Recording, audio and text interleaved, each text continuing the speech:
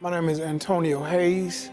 I'm an instructor at Southwest Tennessee Community College on a joint venture with Arlington High dual enrollment machining program.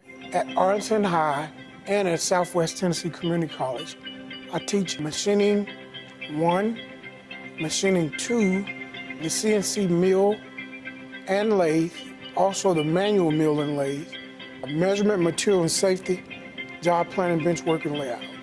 In my class, students learn precision measurement, which is they learn how to read the digital dial, vernier calipers, along with the micrometer. They also learn how to read blueprints. While working on projects, they learn different types of material. My students also learn the importance of safety. Safety is first. You want to go home the way that you came. Using the Cartesian coordinate system, the students are learning how to plot points to machine a part to a specific design. In the lab setting, they have different projects where they're reading blueprints. And with the blueprints, you following the print is telling you, to cut it down to a certain dimension. And then when you get it down to a certain dimension, and then there are certain plots that you need to plot in order to determine certain specifications of whatever the print is calling for.